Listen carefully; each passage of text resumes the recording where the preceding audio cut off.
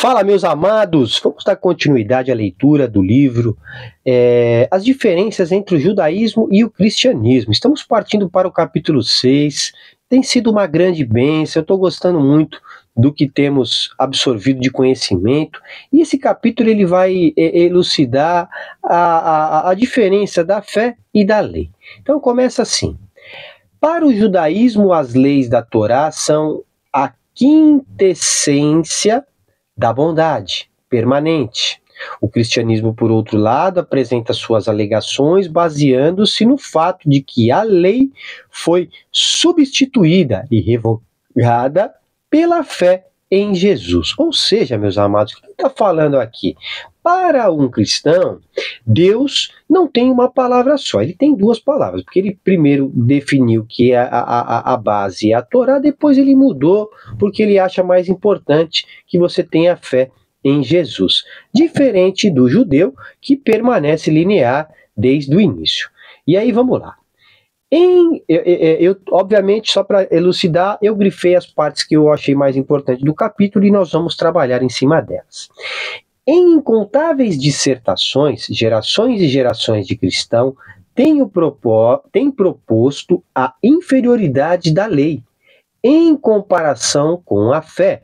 Ou seja, aqui está sendo ainda mais enfático. Ou seja, a fé é mais importante que a lei.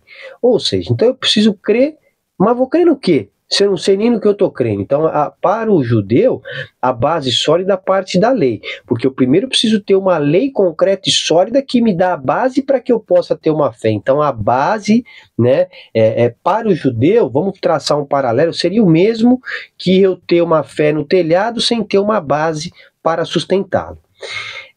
E aí fala, as boas novas dos apóstolos foram principalmente de que todos os aspectos da lei foram suspensos e substituídos pela fé, no amor manifesto no ministério e sacrifício de Jesus. Os eruditos da Torá aceitam de maneira geral que Jesus acreditava no valor eterno da Torá e que também observava todos os seus detalhes. Sobre esse aspecto, e as suas famosas palavras são citadas. Não penseis que vim revogar a lei e os profetas. Ou seja, se ele não veio revogar a lei, como é que ela foi revogada? É o próprio Jesus que está falando. Então você percebe que a percepção de muitos teólogos é conflitante, uma vez que a própria fala de Jesus vai na contramão do que muitos deles pregam. Né? Não vim revogá-lo, mas dar-lhes pleno cumprimento. Porque em verdade, deve ser aqui, vamos ver, já confirmo. Porque em verdade vos digo que até que passem o céu e a terra, não será omitido nenhum só e uma vírgula da lei, sem que tudo seja realizado. Então, assim, resumindo Mateus 17 ao 19. Então, aqui, o próprio Jesus está falando? Que a lei não foi mudada. Então, não são palavras minhas, nem de algum rabino, é do judeu Jesus, que não está mudando a lei. Então, é o que eu falo. Muito do que é feito hoje é o homem que interpretou. Eu vou seguir dois caminhos. Na melhor das hipóteses, uma interpretação ruim. Na pior das hipóteses, eu não posso julgar, porque aí seria errado da minha parte ir por esse caminho. Dando continuidade, aqui fala, em caso de emergência, quando uma vida humana está em jogo, a violação do descanso do Shabat não é só permitida, como também obrigatória. Por quê, meus amados? Porque muito se fala sobre o Shabat, não pode, porque Jesus fez no Shabat. O que está dizendo aqui é que o Shabat, ele tem não quer dizer que tudo tem que ser à risca. O bom senso prevalece, é o que está sendo falado aqui, ó. Em caso de emergência, quando uma vida humana está em jogo, a violação do descanso do Shabat não só é permitida, como é obrigatória, como é óbvia. Então, as pessoas porque no Shabat não pode, então se a pessoa está em vida humana, não, jovem, está aqui. A lei, ela parte de um bom senso. Existem, entretanto, provas mais conclusivas de atitude negativa de Jesus em relação à lei. Assim, quanto à questão que trata das qualificações para a vida eterna, ele enumerou somente 6 dos 10 mandamentos. Não mateis, não cometas adultério, não roubes, não levante falso testemunho, não defraudes ninguém, honra teu pai e tua mãe, omitindo os 4 mandamentos das obrigações religiosas e cerimoniais, que são a crença em Deus, a proibição da idolatria, coincidência, né? Justamente da Igreja Católica, que adora uma idolatria, foi falado não. Que coisa. E aí, que são a proibição da idolatria, o uso do nome de Deus em vão e o mandamento da santificação do Shabat. Acho que não teve interesse, a turma não quis saber dessa parte não.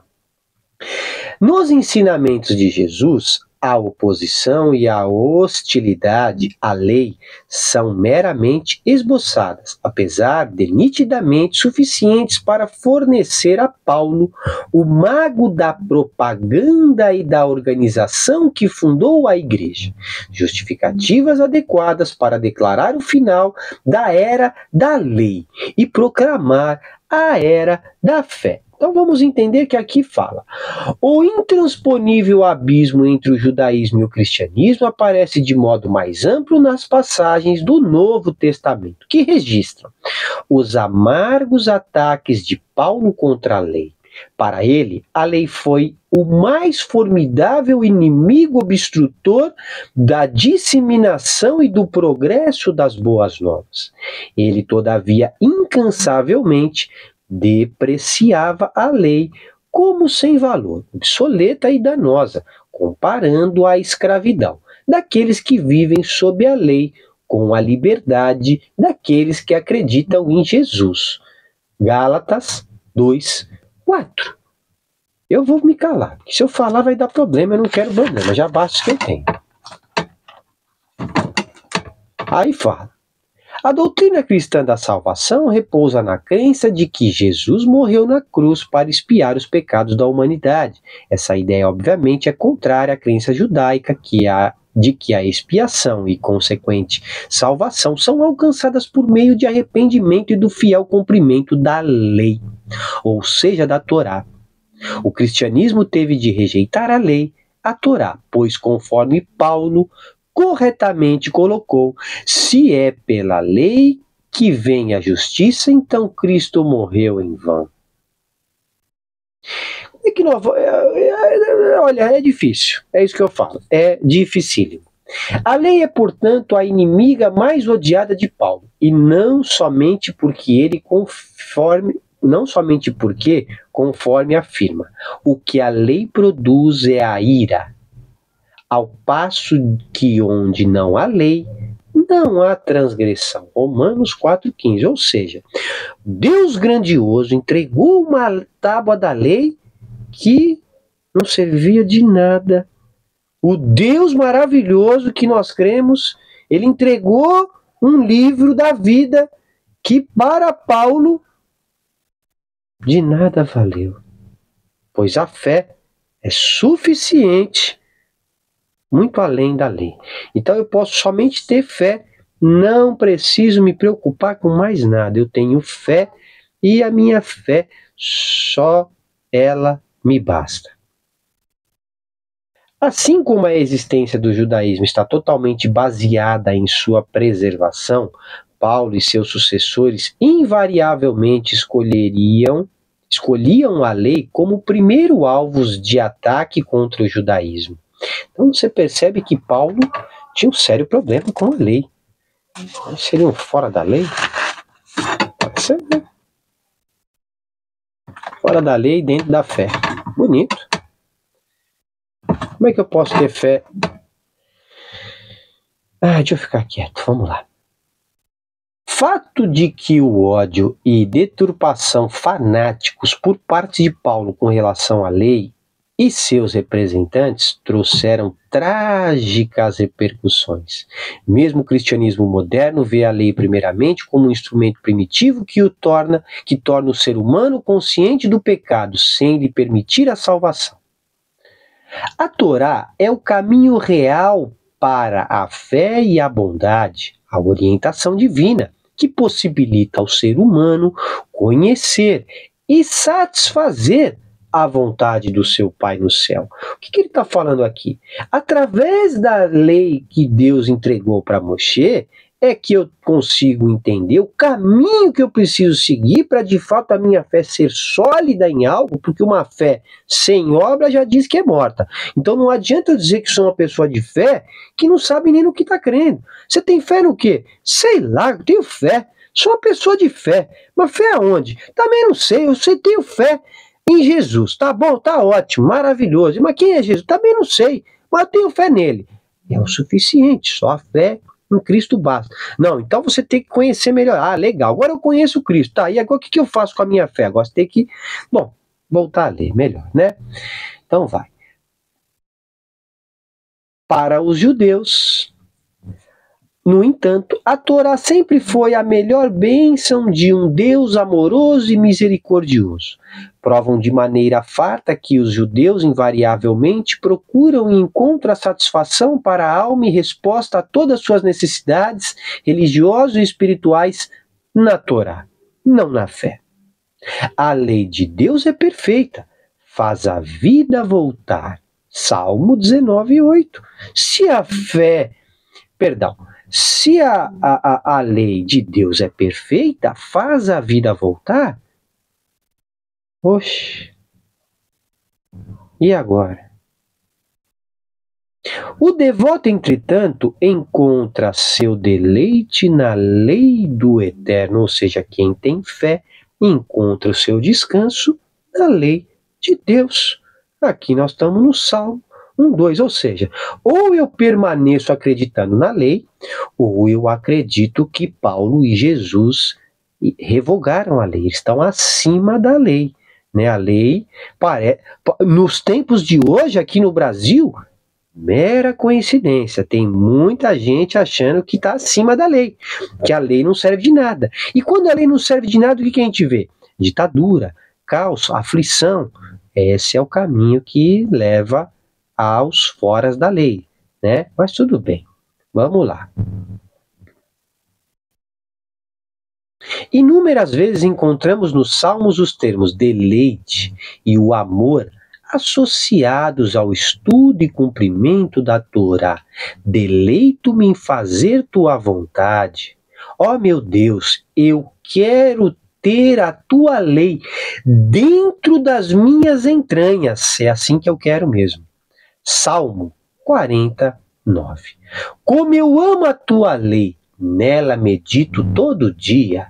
Salmo 119:97. Tem vários aqui, né? O preceito é uma lâmpada e a lei uma luz. Provérbios 6:23. Meus amados, eu não tenho muito o que falar. Torá é a luz. Para ele, a Torá é a luz. Provérbios 6:23. O judaísmo afirma que o coração e a emoção não são suficientemente estáveis para garantir a justiça. Ou seja, eu tenho fé, porém não tenho base, me torno tolo, e isso não é suficiente para eu ter a base para que eu possa, de fato, me aproximar de Hashem. Ele está falando aqui, né? Que deve ser isenta de sentimentos subjetivos e ser firmemente estabelecida na continuidade imutável, eterna e objetiva da lei. O judaísmo não identifica qualquer antítese entre lei e fé, pois ambas estão destinadas a complementar e suplementar uma à outra. O ser humano é uma síntese de corpo e alma, e analogamente, Google, a lei e a fé são necessárias para conduzir o ser humano à perfeição ética a qual foi destinado.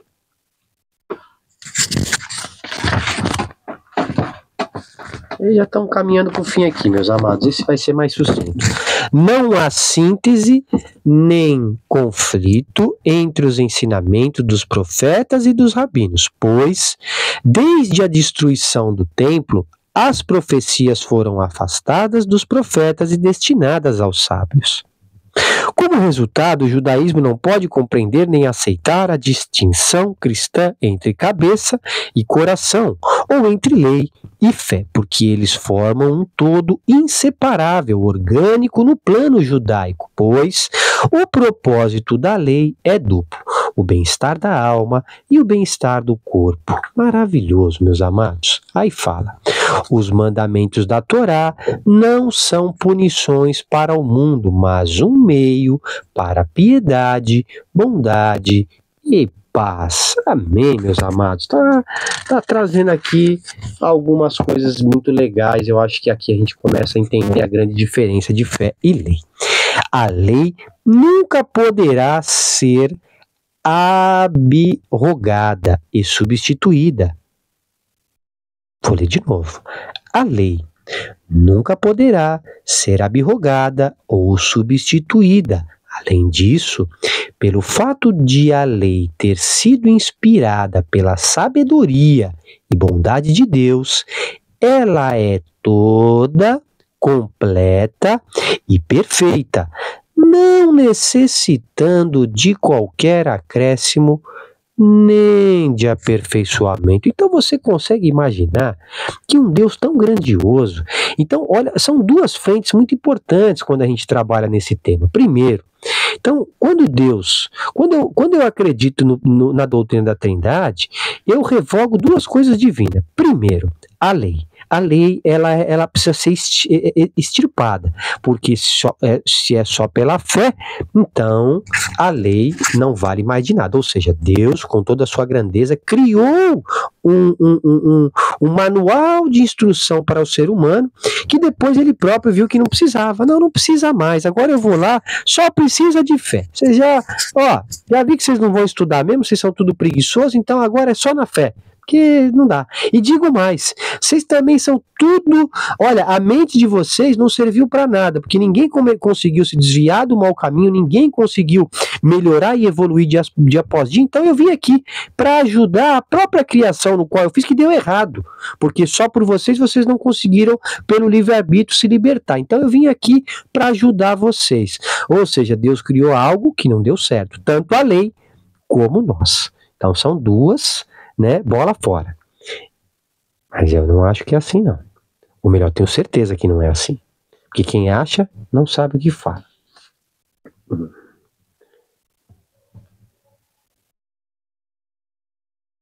Tá, vamos finalizar aqui, meus amados. Já estamos partindo para o fim, onde fala: para que possamos ouvi-lo e pô-lo em prática. Peraí, quem subirá por nós? Ah, tá, isso aqui não precisa.